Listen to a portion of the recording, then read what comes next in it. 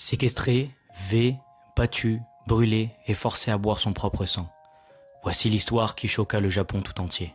Pendant 44 jours, ses bourreaux ont tout filmé. Les voisins ont entendu ses cris, personne n'a rien fait. Novembre 1988, Junko Furuta, 16 ans, est enlevé par 4 lycéens. Parmi eux, Joe Kamisaku, 18 ans, fils de Yakuza. Il la séquestre dans une maison, à 10 minutes d'un commissariat. Et pendant 44 jours, c'est l'horreur. Brûlure au fer, V collectif, séance de torture, juste pour rire. Plus de 100 hommes payent pour abuser d'elle. Un voisin témoignera plus tard. On entendait des hurlements. Mais au Japon, on ne se mêle pas des affaires des autres. Quand son corps est retrouvé dans un baril de ciment, même les médecins sont sous le choc. Au procès, l'inimaginable se produit. Les assassins osent plaider la provocation. Leur excuse, elle nous a manqué de respect. Pourtant, les preuves sont accablantes. Photos, vidéos, témoignages. Mais la justice va frapper un nouveau coup. Joe Kamisaku, le seul majeur pendant les crimes, écope de 20 ans de prison et ressort en 2008. Les autres, entre 5 et 9 ans de prison. Certains étaient libres même avant les années 2000. Et le pire, l'un d'eux a publié un livre vers 2015, sous pseudonyme. Il raconte ses années de délinquance, mais un détail glace le sang. Jamais, au grand jamais, il ne mentionnera Junko. Comme si ces 44 jours de torture n'avaient jamais existé.